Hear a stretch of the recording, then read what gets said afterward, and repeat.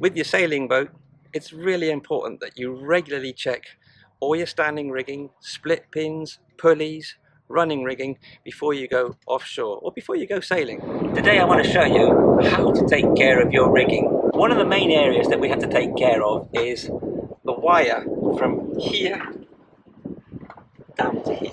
The reason for that is all the dirt runs down the wire and collects in this little area just here. One of the problems I think we have today is that there are a lot more airborne pollutants than we had 30 or 40 years ago, so we get a lot more dirt on our rigging. The first thing we should do is after any sailing is to rinse your standing rigging with fresh water. So we just want to show you what the difference is when you put a little bit of effort into maintaining your rigging screws. Here we've got one that hasn't been polished. This is the one I've just polished. I spent about 2 minutes giving it a polish, and you can actually see the dirt that has come off.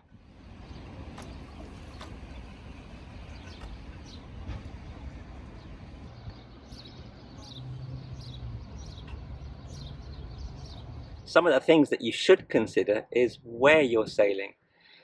For example, in the Caribbean there's a lot bigger salt content, so the rigging actually has to be looked at more regularly and possibly placed every 5 years, where the standard is every 10 years. So before you go sailing, especially offshore, this is what you need to check. And my morning check is to check all the split pins.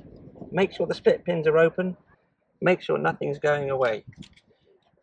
Here you also have split pins. We've got a slightly different system with a piece of Velcro.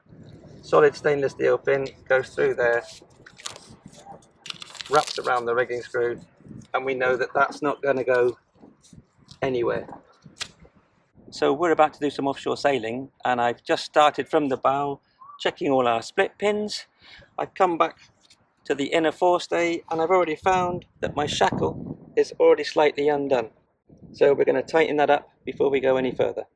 So while I'm checking all the shackles on my blocks to make sure that they're all secure.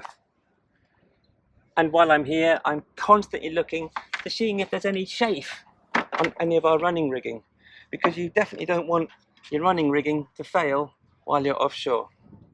If your boat is in a shipyard, it's really important that you regularly clean your standing rigging.